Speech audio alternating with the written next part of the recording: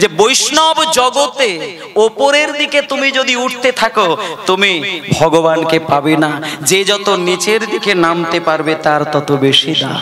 হরি বল, নিতাই গৌর প্রেমানন্দে হরি বল। ভগবান কোনোদিন ওপরে থাকতে চায় না। আপনি অহংকারের মঞ্চ থেকে যতদিন পর্যন্ত নিচে নামতে না পারবেন ততক্ষণে ভগবানের কৃপা পাবেন না। ও মায়েরা, আজকে দেখুন এইভাবে খেলা খেলতে খেলতে হঠাৎ করে অক্রূর মুনি যা পাঠিয়েছিলেন কৃষ্ণের বাবা।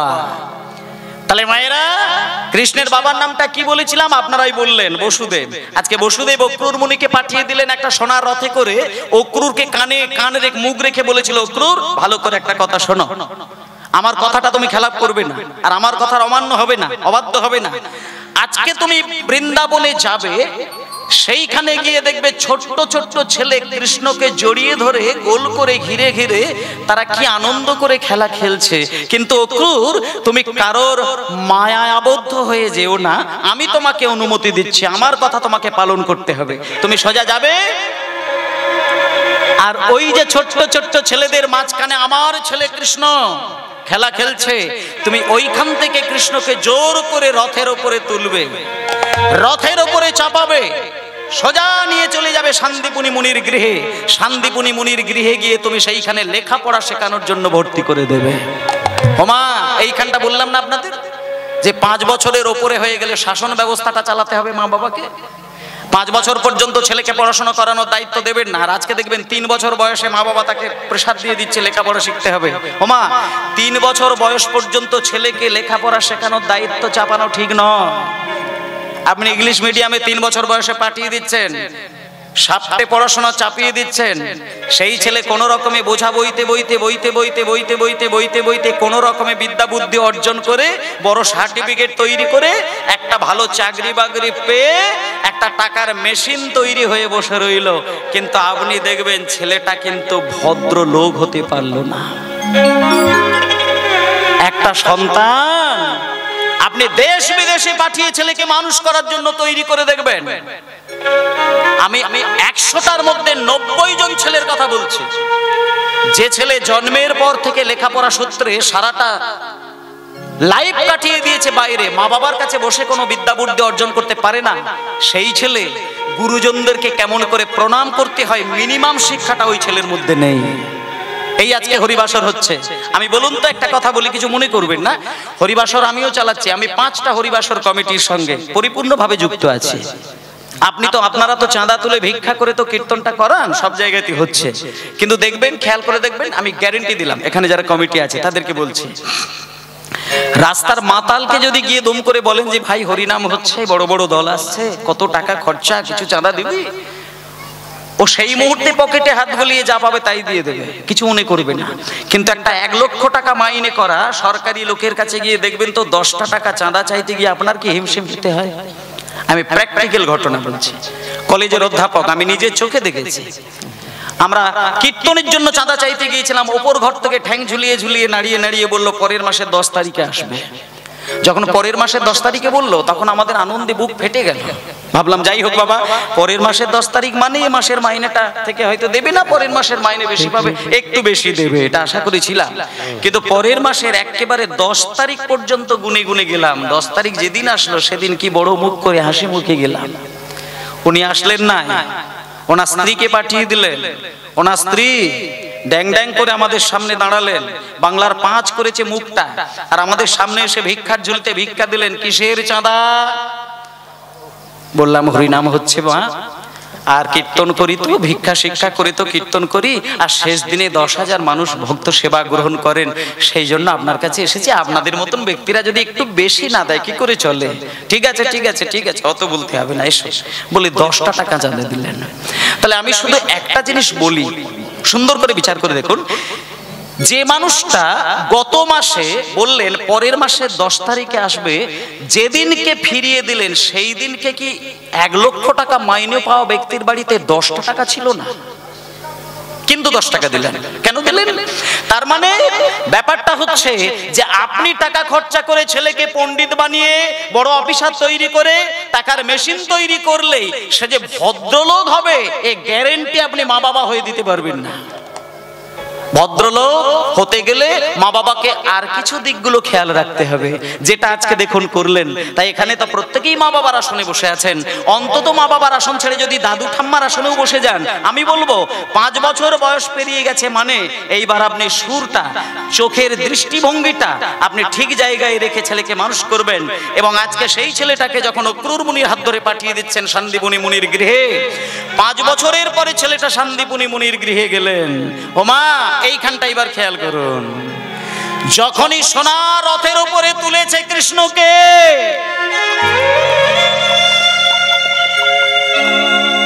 পাশে দাঁড়িয়েছিলেন ছোট্ট ছোট্ট বন্ধু, তাদের মধ্যে সুদামা যখনই দেখলো কৃষ্ণ বিদায় নিয়ে নিয়েছে, আর নিজেকে সামলাতে পারলো না। ওরে কানাই রে, কানাই রে,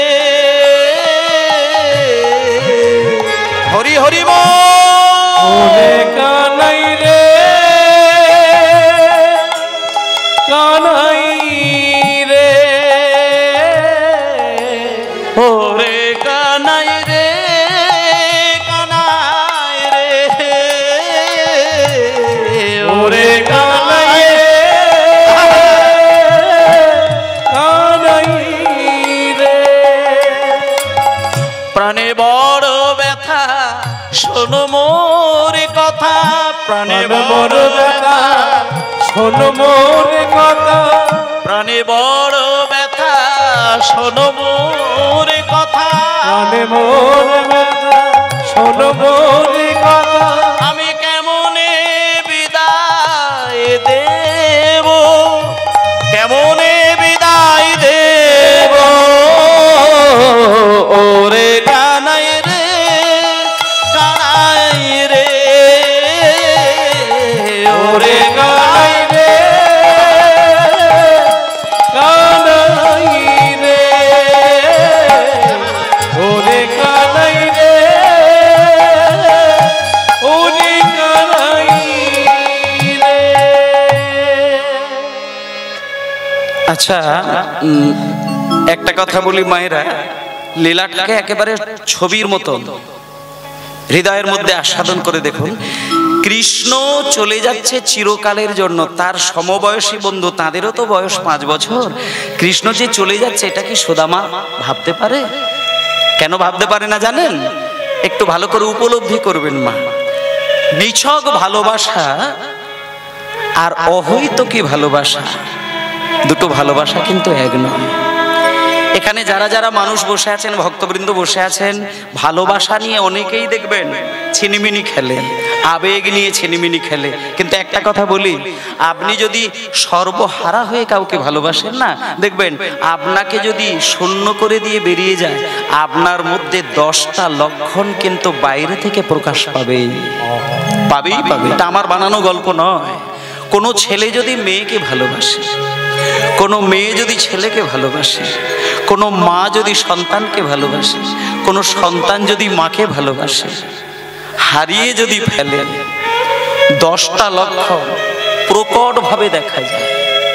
প্রমাণ বলে দিই একটা কথা, লালসা, উদ্বেগ, জাগরজা, তানবং, জড়িমা, বৈয়জ্ঞম, ব্যাধি, উন্মাদ, মোহমৃত্যু। এক এক করে সবাইকে বলছি, আপনি গাঁট গুনে গুনে মিলিয়ে নিন। ভালোবাসার মতন করে যদি ভালোবাসতে পারে, অহৈতুকী প্রীতি দিয়ে যদি কাউকে আপন করে হৃদয়ে জায়গা করে দিতে পারে, সে যদি কাঁদিয়ে দিয়ে বিদায় নেয়, 10টা লক্ষণ তার বাইরে থেকে প্রকাশ হয়। মা সন্তান হারিয়ে ফেলেছে, পাগল হয়ে যাবে, সামলাতে পারবে? কোলের সন্তান হারিয়ে গেলে মা বাবাকে ঠিক রাখতে পারবেন? খেয়াল করে দেখবেন, ঠিক সেই রকমই অহৈতুকী প্রীতিতে যদি কাউকে আপনি জড়িয়ে ধরে রাখেন, সে যদি কোনোভাবে ব্যথা দিয়ে চলে যায়, 10টা লক্ষণ আপনি নীরবে প্রকাশ পাবেন। 1 নম্বর দেখবেন, গাঁট গুনে মিলিয়ে নেবেন। প্রথম লক্ষণ হচ্ছে লালসা। যাকে আপনি ভালোবাসলেন তাকে হারিয়ে ফেললেন, বলতে পারবেন না। লালসা আপনাকে কুড়ে কুড়ে খাবে। রাত দিন শুধু আপনার মাথার ভেতরে একটা চিন্তা হবে, আমার কাছে একটা বারের জন্য এসে দেখা দিতে পারবে না? শুধু একটা বার, একটা মুহূর্তের জন্য তাকে আমি দেখতে চাই, আমি দেখার জন্য লালসা করছি, দেখার জন্য বাসনায় নিজেকে পাগল করে রাখছি, এটাকে বলছে লালসা। যাকে ভালোবাসলাম তাকে একটা মুহূর্তের জন্য, একটা নিমেষের জন্য আমি শুধু একবার দেখতে চাই, এই লালসাটা কুড়ে কুড়ে খাওয়া। তাহলে 1 নম্বর হচ্ছে লালসা। তারপরে দেখবেন 2 নম্বর উদ্বেগ। কাছে পেলাম না বলে হৃদয়ের মধ্যে, মনের মধ্যে একটা উদ্বেগ সৃষ্টি হচ্ছে, উদ্বেগ। 2 নম্বরে উদ্বেগ, 3 নম্বরে জাগর যা। প্র্যাকটিক্যাল প্রমাণ পেয়ে যাবেন। 3 নম্বরে জাগর যা। কিছুদিন পর থেকে খেয়াল করে দেখবেন রাত্রিটা তার কাছে দিন রাত সমান, ঘুমাতে পারে না, রাত জেগে জেগে জেগে জেগে জেগে জেগে দিন কেটে যাচ্ছে। জাগর যা। বাড়ির সবাই ঘুমাচ্ছে, সে কিন্তু নীরবে তাকিয়ে রয়েছে জানালার দিকে। সন্ধ্যা হলো, রাত্রির কাটলো, সকাল হয়ে গেল, তার চোখে ঘুম নেই। জাগর যা। 4 নম্বরে তানবং। রাত্রির জেগে জেগে জেগে জেগে শরীর একেবারে পাটকাঠির মতন ক্ষীণ হয়ে গেল, তানবং। 5 নম্বরে জরিমা। জরিমা কাকে বলে?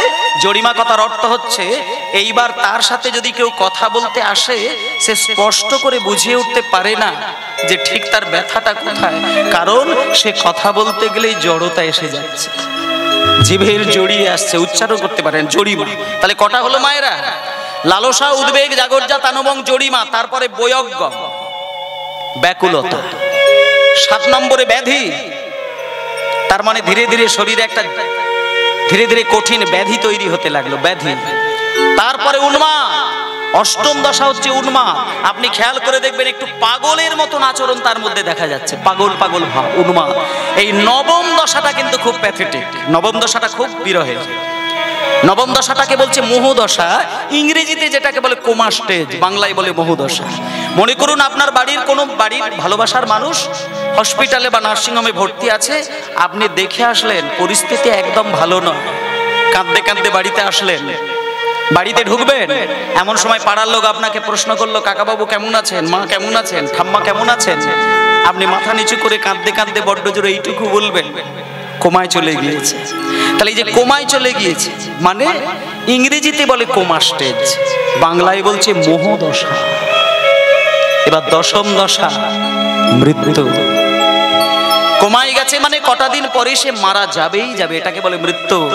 তা শাস্ত্রে বলছে ভালোবাসতে শিখেছেন যেহেতু, আপনি নিঃস্বার্থে যখন কাউকে ভালোবাসতে পেরেছেন, তাকে যদি হারিয়ে ফেলেন, আপনি নীরবে এক জায়গায় এক ঘরে বসে আপনি মৃত্যুবরণ করতে পারেন, তাতে আপনার কোনো অসুবিধে হবে না। একই ঘটনা ঘটলো কার? ও মা, আজকে কৃষ্ণ বিদায় নিয়েছে, আর ছোট্ট ছেলে সুদামা ঘরের কোণে বসে বসে শুধু কৃষ্ণ কৃষ্ণ কৃষ্ণ কৃষ্ণ বলে পাগল হয়ে যাচ্ছেন। কিন্তু সুদামার মা রচনা দেবী, বাবার নাম মোটু, তোমায়েরা, স্বামীকে ডেকে সুদামার মা বলছে, স্বামী স্বামী একটা কথা বলবো, আমার ছেলে যদি এই কৃষ্ণ কৃষ্ণ কৃষ্ণ কৃষ্ণ বলতে বলতে কাঁদতে কাঁদতে কটা দিন কাটায়, ও তো পাগল হয়ে যাবে স্বামী, ও তো মারা যাবে।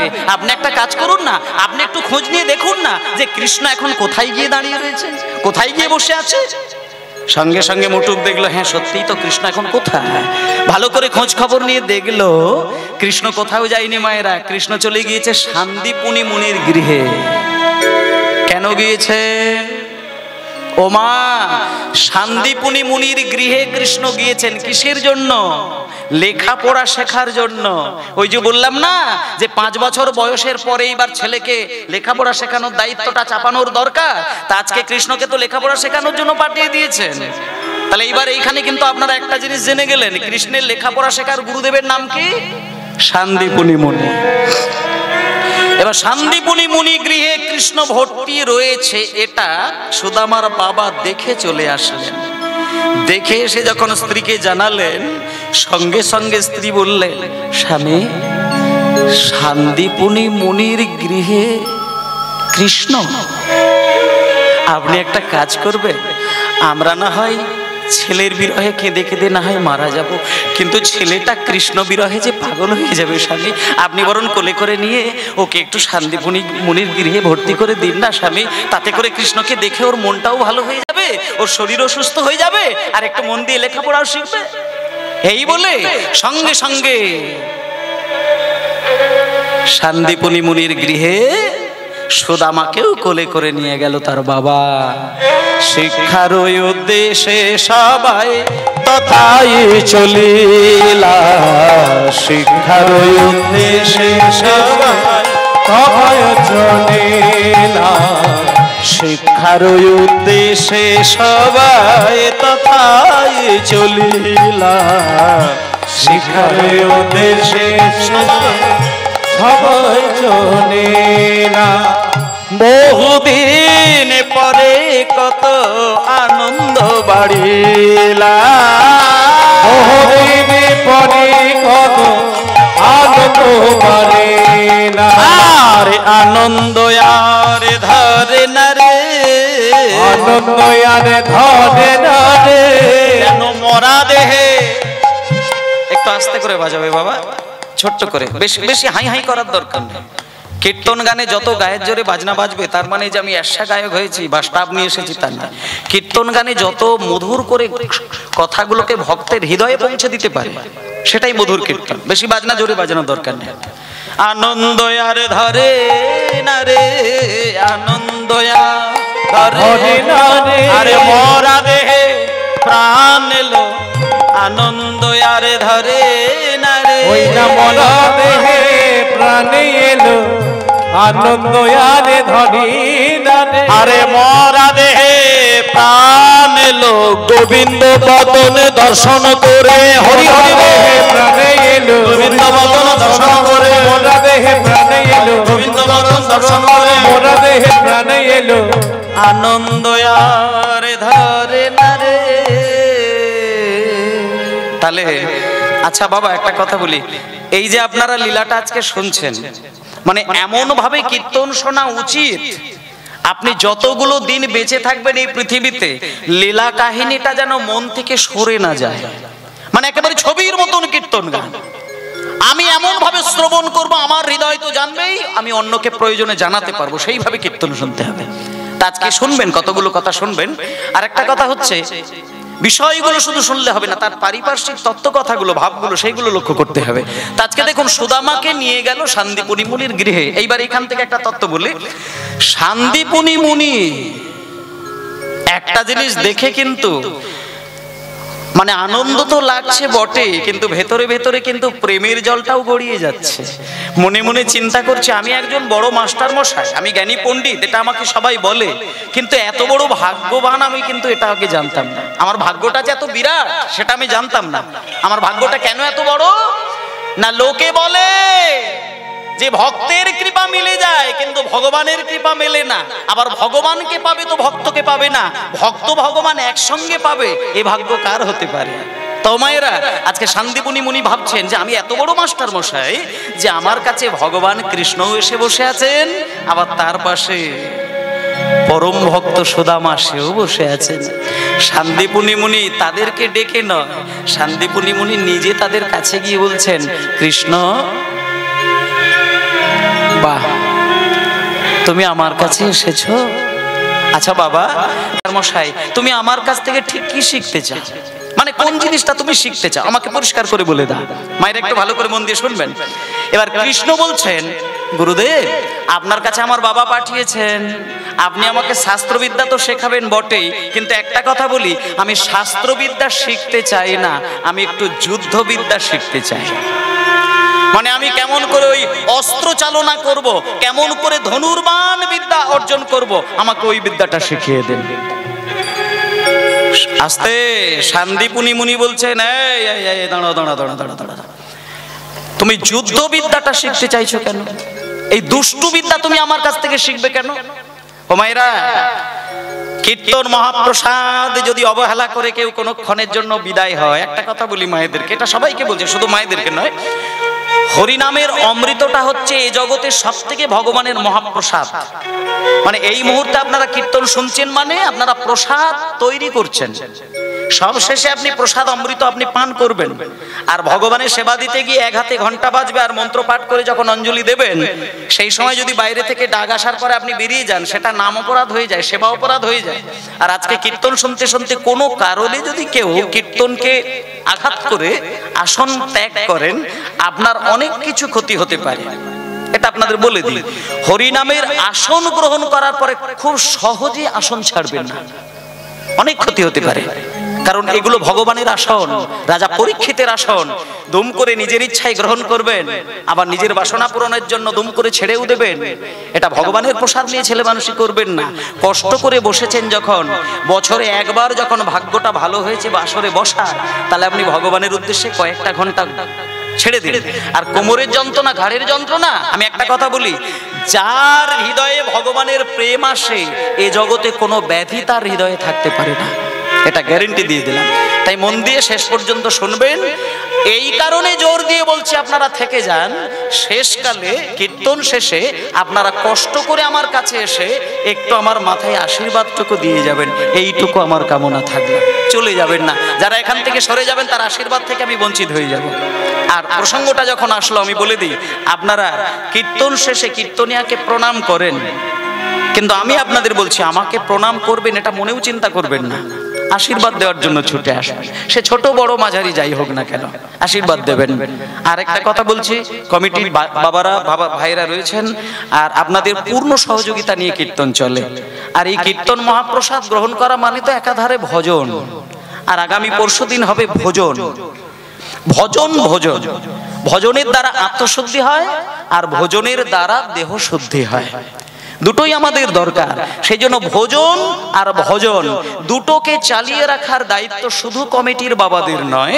কমিটির বাবারা তখনই ভক্তিটাকে বাড়াতে পারে যদি আপনাদের মতন ভক্তের পরিপূর্ণ সহযোগিতা থাকে।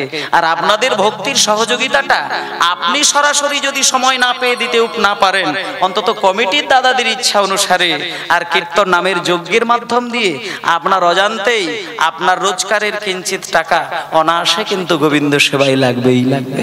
হরি বল, তাই গৌর প্রেমানন্দে হরি বল। এই একটু সময় আপনাদের বলি, বাবাদের মধ্যে কয়েকজন বাবা খুব নীরবে, বলছি নীরবে, আপনারা কেউ আইঢাই করবেন না। যারা বসে আছেন তাদেরকেও বলছি আইঢাইটি করবেন না, বেশি দেহটাকে নিয়ে নাড়াচাড়া করবেন না। ভগবানের সেবা নীরব হতে হয়, মেরুদণ্ড সোজা করে রাখতে হয়। যত মেরুদণ্ডটাকে নিয়ে নাড়াচাড়া করবে তত সাত্বিক গুণাবলীটা, সত্যগুণটা কমে যাবে। সত্যগুণ, রজগুণ, তমগুণ। বাবা আমাদের তিনটে গুণ নিয়েই ভগবান জন্ম দিয়েছে, কিন্তু যে যত বেশি তমগুণ আর রাজস্বিক গুণকে বাড়িয়ে দেয়, সত্যগুণ মরে যায়। আর আপনি যদি মেরুদণ্ড সোজা করে স্থির নয়নে স্থির চিত্তে যদি ভগবানের কথা চিন্তা করেন, রজগুণ তমগুণ অনায়াসে বসে যাবে, সত্যগুণ তখন প্রকাশ পাবে। তাই আপনি হরিবাসরে বসেছেন, বেশি নাড়াচাড়া করে দেখবেন মনটা চঞ্চল হয়ে যাবে, আর কীর্তন আপনার ভালো লাগবে না। আর যে ভক্ত দেখবেন কোনো কিছু তাকায় না, নীরবে বসে বসে আমার দিকে তাকিয়ে মন দিয়ে চোখ বন্ধ করে কীর্তন শুনছেন, রজগুণ তমগুণ বিলীন হয়ে যায়, সত্যগুণে পাগল হয়ে সে কাঁদে। তাই আমি বলবো সত্যগুণটাকে বাড়িয়ে সংসার চালান না, দেখুন না কি হয়। যে ব্যক্তি সত্যগুণের অধিকারী হয় সেই ব্যক্তির মা বাবা ভাই বোন দাদা বৌদি কাকা আত্মীয় স্বজন পাড়া সমাজ সবাই তার পক্ষে কথা বলেন। বিদ্যা বুদ্ধি অর্জন করাটা বড় নয়, সত্যগুণের অধিকারী হবেন। তাই বাবারা একটু ভিক্ষার জন্য বেরিয়েছেন, আপনারাও নীরবে ভিক্ষা দেবেন। তারপরে কীর্তনটা তো কান দিয়ে শুনছেন, মন দিয়ে শুনছেন, ওটা থাকবেই। সবাই মিলে বলুন নিতাই গৌর প্রেমানন্দে হরি বল, হরি বল, হরি বল। তা মায়েরা, আজকে শান্তিপুনি মুনির ঘটনাটা বলছিলাম। শান্তিপুনি মুনির গৃহে কৃষ্ণ আর সুদামা গেছেন। ওমা, কৃষ্ণকে প্রশ্ন করলেন গুরুদেব, হে কৃষ্ণ, তোমাকে আমি যুদ্ধবিদ্যা শিখিয়ে দেব, কিন্তু যুদ্ধবিদ্যা শিখবে কেন সেটি আমাকে পরিষ্কার করে বলো। তখন আস্তে আস্তে, কথা বেশি হবে না মা, ওমা কথা বেশি হবে না, আপনাদের চরণে আমার শত সহস্র কোটি দণ্ডবত প্রণাম। কথা হবে না, আমি অনুরোধ করছি, কথা হবে না, কথা বেশি বলবেন না।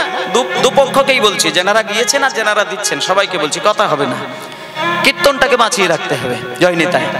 আমার কথাগুলো মন দিয়ে শুনবেন, পকেটে যা আছে যা উঠবে দিয়ে দেবেন, বেশি চিন্তা করবেন না, যা আছে দিয়ে দেবেন, চিন্তা করার দরকার নেই। আপনাকে ঈশ্বর দেবে, আপনার চিন্তা করার দরকার নেই। তা আজকে শান্তিপুনি মুনি কৃষ্ণকে যখন প্রশ্ন করলেন, কৃষ্ণ বলছে আমাকে ধনুর্বাণ বিদ্যাটা শিখিয়ে দেন। বলছে কেন ধনুর্বাণ বিদ্যা শিখবে? না, আমাকে বৃন্দাবনে দাঁড়িয়ে থেকে অনেক অসুরদের সঙ্গে লড়াই করতে হবে।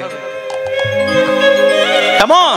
আমাকে বকাসুর বধ করতে হবে, তিনাবাত্রাসুর বধ করতে হবে, কালীয় দমন করতে হবে, পুতনা বধ করতে হবে, আমার অনেক দায়িত্ব, তাই আমাকে যুদ্ধবিদ্যা শিখিয়ে দেন। বাহ! শান্তিপুনি মুনি কৃষ্ণকে বুকে জড়িয়ে ধরে বলছে, বাবা আমি তোমাকে যুদ্ধবিদ্যা তো শেখাবো বটে, কিন্তু সেই সঙ্গে শাস্ত্রবিদ্যা তো তোমাকে শিখতেই হবে বাবা। তুমি শাস্ত্রবিদ্যাও শেখো আর তুমি যুদ্ধবিদ্যাও শেখো, তোমাকে সব শিখিয়ে দেবো। এই যে সুদামা, তুমি কি শিখতে চাও বলো? সুদামা তখন বলছেন, গুরুদেব আপনি আমাকে আপনি যে ওই যুদ্ধবিদ্যার কথা বলছেন না, আমি যুদ্ধবিদ্যা শিখতে চাই না, আপনি শুধু আমাকে শাস্ত্রবিদ্যা শিখিয়ে দিন, আপনি শুধু আমাকে বেদ পাঠ শিখিয়ে দিন, আমি বেদ পাঠ করব। তুমি বেদ পাঠ করবে? বাহ, তুমি বেদ পাঠ করবে? কিন্তু একটা কথা বলি বাবা, বেদ পাঠ করা অত সহজ কথা নয়।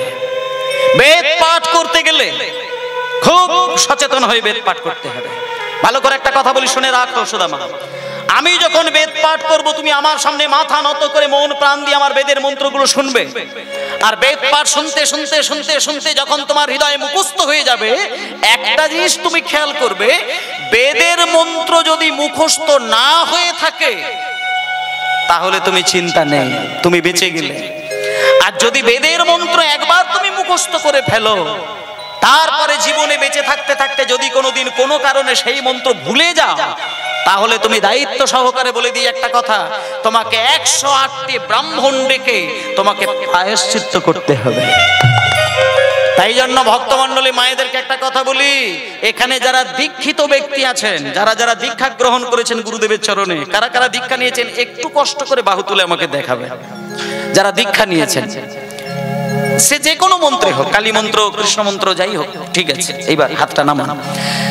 যারা যারা দীক্ষা নিয়েছেন তারা অতি অতি ভাগ্যবান, আর যারা দীক্ষা নেননি তারাও ভাগ্যবান, অবহেলা করার নেই। একটা কথা বলি, সবাইকে একটা কথা বলি, আপনি যদি নিরামিষভোজী হয়ে থাকেন, আপনি খুব সচেতন হয়ে একটা পথ চলবেন, যে আপনি নিরামিষভোজী বলে আপনারই পাশে থাকা একজন আমিষভোজীকে যদি আপনি ঘেন্না করে ফেলেন, আপনি কিন্তু আমিষভোজীর থেকে বেশি অপরাধ করলেন। আপনি নিরামিষভোজী বলে আমিষভোজীকে আপনি ঘেন্না করতে পারেন না, এটা খেয়াল করবেন। আর ঠিক তেমনি আপনি দীক্ষা নিয়েছেন বলে যে ব্যক্তি দীক্ষা নেননি আপনি তাকে ঘেন্না করবেন, তাচ্ছিল্য করবেন, ক্রিটিসাইজ করে কথা বলবেন, আপনার ওই মন্ত্র আপনাকে কোনোদিন সহযোগিতা করবে না। একটা জিনিস জানবেন, বৈষ্ণব হতে গেলে অনেক কিছু সহ্য করতে হয়। আপনি যদি ওই কথাই বলেন, সচিমায়ের কোলে নিমাই জন্মগ্রহণ করেছিল, নিমাইয়ের মা তো দীক্ষা নিয়েছিল না। নিমাই জন্ম নিয়েছে, 1 সপ্তাহ কেটে গিয়েছে, নিমাইয়ের মা বারবার চেষ্টা করছে নিমাইকে স্তনদুগ্ধ পান করানো, কিন্তু নিমাই দুগ্ধ পান করে না। যখনই দুগ্ধ পান করায় নিমাই উচ্চৈঃস্বরে কাঁদে। অদ্বৈত আচার্য আসলেন, সচিমায়ের কাছে যখন এসেছে, অদ্বৈত আচার্যকে গিয়ে দেখে সচিমা বলছেন, বাবা, বাবা ঠাকুর, দেখুন না, দেখুন না, আমার ছেলে 1 সপ্তাহ হলো কেন আমার দুগ্ধ পান করে না। তখন অদ্বৈত আচার্য বলছেন, মা, 1 সপ্তাহ হলো নিমাই দুগ্ধ পান করেন, দেখি সামনে এসো তো মা, ছেলেটাকে কোল থেকে একটুখানি ছেড়ে দাও তো মা, একটুখানি কোল থেকে ছেড়ে দাও, সরে যাও। যখনই নিমাইকে কোল থেকে নামিয়ে দিয়েছে, ওই ছোট্ট ছেলে, 7 দিনের ছেলে নিমাই, হামাগুড়ি দিতে দিতে ওই ধুলোবালির মধ্যে ছোট্ট অঙ্গুলি দিয়ে ধুলোর মধ্যে লিখে দিল হরে কৃষ্ণ।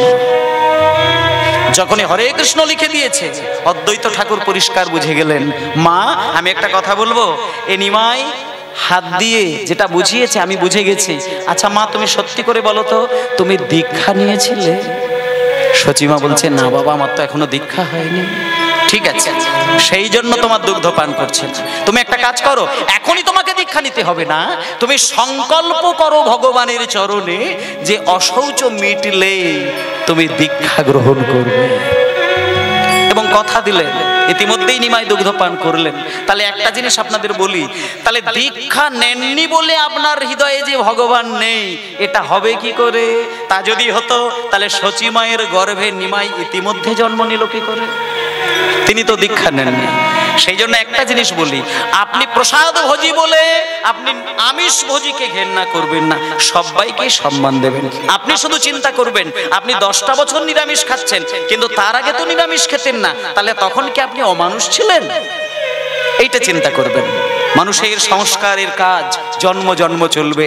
তাই ভক্তমণ্ডলী মাগো, আজকে দেখুন ছোট্ট ছেলে সুদামা, তাকে শান্তিপুনি মুনি বলছেন, সুদামা বেদ পাঠ করা অত সহজ নয়। এখানে যারা দীক্ষা মন্ত্র গ্রহণ করেছেন, আমি তাদেরকে একটা কথা বলছি, দীক্ষা মন্ত্র যারা মনে রয়েছে ভুলে গিয়েছেন, এই প্রসঙ্গে একটা কথা বলি, এখানে কেউ যদি ভুলে গিয়ে থাকেন মন্ত্রটা, কেউ আছেন নাকি মা ভুলে বসে আছেন, এরকম কেউ আছেন? ভুলে গিয়েছেন মন্ত্রটা, মানে একটু উলট পালট হয়ে গিয়েছে, এরকম কেউ আছেন নাকি? যদি থেকে থাকেন, আপনি আগামী কালকেই গুরুর কাছে গিয়ে মাথা ঠুকে ক্ষমা চাইবেন যে হে গুরুদেব, আমি বুঝতে পারি না, গতকাল কীর্তন শুনতে গিয়ে আমার চোখ খুলেছে, আপনি আমাকে আবার সংস্কার করে দিন। কারণ আপনি যে মন্ত্রটা গুরুদেবের কাছ থেকে পেয়েছেন, বেদে প্রমাণ আছে, মন্ত্র বিশেষ করে দীক্ষা মন্ত্র, বেদ মন্ত্র যদি একবার হৃদয়ে ধারণ করার পরে আবার হৃদয় থেকে শূন্য হয়ে যায়, তাহলে কিন্তু আপনাকে ব্রাহ্মণ ডেকে প্রায়শ্চিত্ত করতে হয়। তাহলে আপনি মন্ত্র ভুলে যাবেন কেন? যারা যারা এখানে মন্ত্র স্মরণে আছেন তারা ঠিকই জায়গায় দাঁড়িয়ে রয়েছেন, যারা ভুলে গিয়েছেন গুরুদেবের কাছে গিয়ে ক্ষমা চাইবেন, আবার মন্ত্র সংস্কার করবেন। আর যদি মনে করেন গুরুদেব বেঁচে নেই, তাহলে ওই গুরু পরম্পরায় যিনি দীক্ষা দিচ্ছেন তার কাছে গিয়ে মন্ত্রটা সংস্কার করবেন। আজকে সুদামাকে বলছেন, সুদামা তুমি বেদ পাঠ করবে, বেদ পাঠ করা কি ছেলে মানুষই কথা? শোনো, বেদ পাঠ করা ছেলে মানুষই কথা নয়। বেদের মন্ত্র যদি মুখস্থ করে ফেলো, খেয়াল রাখবে তুমি জীবনে মন্ত্র যেন ভুলে না যাও। সুদামা হাসতে হাসতে বললেন, গুরুদেব আপনি চিন্তা করবেন না, আপনি কিচ্ছু চিন্তা করবেন না, আমি বেদ পাঠ অনায়াসেই করব, আমি কোনোদিন ভুলবো না, আপনি আমাকে বেদ পাঠ শুনিয়ে দিন। ইতিমধ্যে সুদামা বেদ পাঠ শিক্ষা গ্রহণ করলেন। মায়েরা এইবার দেখুন, দেখতে দেখতে দেখতে দেখতে মাত্র কটা মাস কেটেছে, বেশি দিন কাটে না, মাত্র কটা দিন কাটলো, মাত্র কটা দিন। একদিনকে সুদামা আর কৃষ্ণ সকালবেলায় শান্তিপুনি মুনি উঠে সুদামা আর কৃষ্ণকে পাশে বসিয়ে রেখে বলছে, সুদামা এই কৃষ্ণ, তোমাদের শুভ খবর, তোমাদের আনন্দের খবর। একটা কথা বলি, আজকে তোমাদের বিদ্যালয় থেকে ছুটি, তোমরা যে যার গন্তব্যস্থলে ফিরে যাও।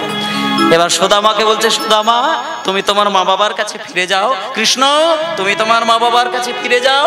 যখনই বলেছে যে যার গন্তব্যস্থলে ফিরে যাও, সুদামাকে আর ধরে আটকানো যায় না। কেন জানেন সুদামা কেন কাঁদছে তখন জানেন? একটুখানি বলি, ওই যে সুদামা বুঝেছে যে কৃষ্ণ লেখাপড়া শেখে না, যুদ্ধবিদ্যা শিখেছে, তার মানে যুদ্ধ, তার মানেই কৃষ্ণ এখান থেকে বেরিয়ে গিয়ে যুদ্ধবিদ্যা শিখেছে, মানে তাকে অকাসুর বধ করতে হবে, বকাসুর বধ করতে হবে, তিনাভত্রাসুর বধ করতে হবে, কালীয় দমন করতে হবে, দুষ্টের দমন করতে হবে, সৃষ্টির পালন করতে হবে। তাই তো বাড়িতে সে যাবে না, তাহলে আমি তো কৃষ্ণ হারাবো। সঙ্গে সঙ্গে সুদামা, ওরে কানাই রে কানাই রে, ওরে কানাই হরি হরি,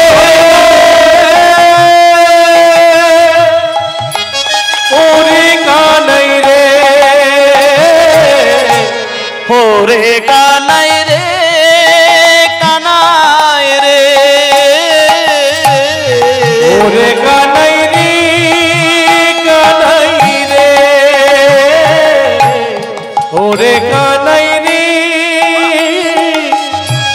ওরে কানাই রে, সারাটি জনম চাঁদ বদন,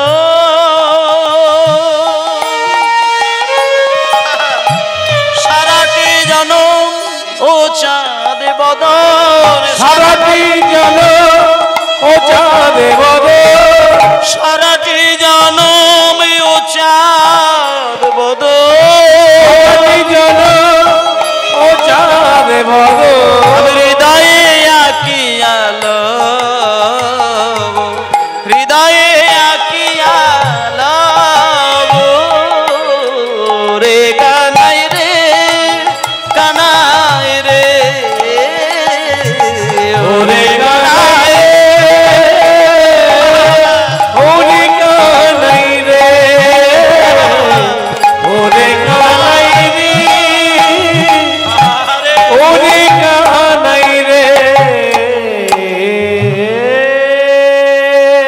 নিতাই গৌর প্রেমানন্দে হরি বল হরি বল। সুদামা বুক চাপড়ে কাঁদছে, বুক চাপড়ে কাঁদছে। কৃষ্ণ পাপা করে গিয়ে সুদামার মাথাটাকে বুকের মাঝখানে রেখে দিয়ে সুদামার মাথায় হাত বুলিয়ে দিয়ে বলছে, সুদামা কাঁদিস না বাবা, কাঁদিস না। তোর চোখে জল দেখলে আমার যে বুকে বড় ব্যথা লাগে সুদামা, বড় ব্যথা লাগে। তুই কাঁদিস না, তুই কাঁদিস না, তুই কাঁদিস না। আমি তোকে কথা দিলাম, আমি এখন যাব দ্বারকা, তারপরে যাব মথুরা।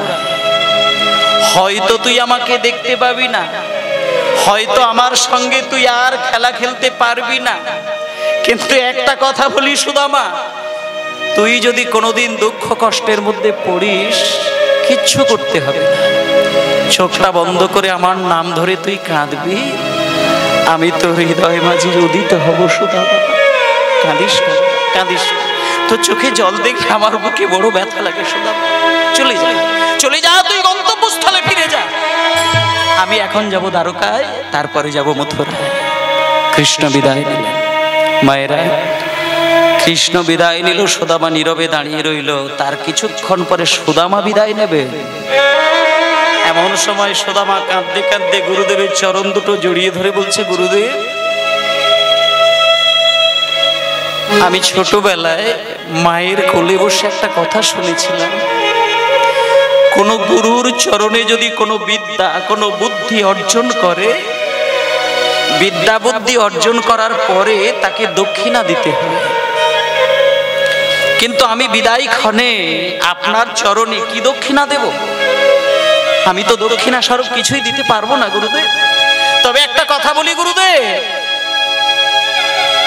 আপনি যেহেতু আমাকে পণ্ডিত তৈরি করে দিলেন, মাত্র কটা মাসের মধ্যে আপনি আমাকে বেদ পাঠ শিখিয়ে দিলেন, আমি বিদায় কালে আপনার চরণ ছুঁয়ে দক্ষিণা স্বরূপ আমি প্রতিশ্রুতিবদ্ধ হলাম, আমি যত দিন বেঁচে থাকব, আমি কথা দিলাম জীবনে কোনোদিন আমি মিথ্যে কথা বলবো না, অন্যের সঙ্গে আপোষ করব না, তাতে আমার অন্ন জুটুক বা না জুটুক। মায়েরা, গুরুর চরণে 1 লক্ষ টাকা দিয়ে প্রণাম করা খুব কঠিন কাজ নয়। যে 1 কোটি টাকার মালিক হয়, হাসতে হাসতে 1 লাখ টাকা গুরুর চরণে দিতে পারে, কিন্তু গুরুর চরণ ধরে এই এত বড় কথাটাকে দিতে পারবে? গুরুদেবের চরণ ধরে এত বড় প্রতিজ্ঞা যে আমি যতদিন বেঁচে থাকবো জীবনে আমি মিথ্যে কথা বলবো না, অন্যের সঙ্গে আপোষ করব না, তাতে আমার অন্ন জুটুক বা না জুটুক। এত বড় কথা বলে সুদামা বিদায় নিলেন, বাড়িতে চলে আসলো। মা দেখে সুদামাকে বুকে জড়িয়ে ধরে কাঁদছে। কেন কাঁদছে? পরমানন্দে কাঁদছে। ছেলে যদি সত্যিকারের মানুষ হয়, মা বাবা সারা জীবন কাঁদে। কেন কাঁদে? আনন্দে কাঁদে। ছেলে মানুষ হওয়ার যে পরমানন্দ মা বাবা সামলাতে পারে না, বুক ফাটিয়ে কাঁদে। সুদামা যখন পণ্ডিত হয়ে বাড়িতে এসেছে, সুদামার মা ছেলেকে বুকে জড়িয়ে ধরে কাঁদছে। মোটুক ছুটে গিয়ে ছেলেকে ছিনিয়ে নিয়ে বুকে জড়িয়ে ধরে কাঁদতে কাঁদতে বলছে, খোকা, খোকা রে, তুই বড় পণ্ডিত হয়ে বাড়িতে এসেছিস, আমি সব শুনেছি, আমার কানে সব কথা এসেছে, আমি তোর সম্পর্কে সব জানি। আমি শুনলাম তুই গুরুর চরণ ছুঁয়ে নাকি কথা দিয়েছিস, জীবনে মিথ্যে কথা বলবি না, অন্যায়ের সঙ্গে আপোষ করবি না, তাতে তোর অন্ন জুটুক বা না জুটুক। বাহ! ওগো, আমার ছেলে সুদামা মহাপণ্ডিত হয়ে বাড়িতে এসেছে। ও বলেছে জীবনে মিথ্যে কথা বলবে না, অন্যায়ের সঙ্গে আপোষ করবে না, তাতে ওর অন্ন জুটুক বা যা জুটুক। দেখতে দেখতে কটা মাস কটা বছর কাটলো। সুদামার মা রচনা দেবী স্বামীকে বলছে, স্বামী একটা কথা বলবো, আমরা তো সুদামার মা বাবা, আর আমাদের তো শরীর খুব ভালো নয়, আমি একটা খুব গোপন কথা কয়েকটা দিন বলবো বলবো বলবো বলবো। স্বামী আমি বলছিলাম কি, একটু তাড়াতাড়ি করে যদি সুদামার বিবাহটা দিয়ে দেওয়া হয় তাতে কি খুব খারাপ হয়? সুদামার বিবাহ দেখবো, বৌমার মুখ দেখবো, তাতে কত আনন্দ। আজকে আছি কালকে থাকবো না সেটা তো বলা যাবে না, তাই স্বামী আমার ছেলের বিবাহটা দিয়ে দেওয়া হলে কেমন হয়? মোটুক সেই কথাই উত্তর দিলেন, হ্যাঁ রচনা দেবী ঠিকই বলেছ, ঠিকই বলেছ, আমার ছেলের বিবাহ দেব। এই বলে তড়িঘড়ি করে তাড়াহুড়ো করে সুদামার বিবাহের ব্যবস্থা করলেন। মায়েরা দেখে শুনে একটা মেয়ের সাথে সুদামার বিবাহের যোগ আসলো এবং বিবাহের দিন ধার্য হলো। ইতিমধ্যেই বিবাহ হলো, কিন্তু যে মেয়েটির সাথে বিবাহ হলো সেই ছেলেটির নাম হলো কুচেলা দেবী। কিন্তু মা সুদামার কপাল ভালো না, এতদিন সুদামার বিবাহ হয়নি, খুব ভালো ছিল, খুব ভালো ছিল। আজকে বিবাহ দিয়েছে মাত্র কটা মাস পরে, মাত্র কটা মাস পরে সুদামার পিতা মাতা মৃত্যু বরণ করল। মা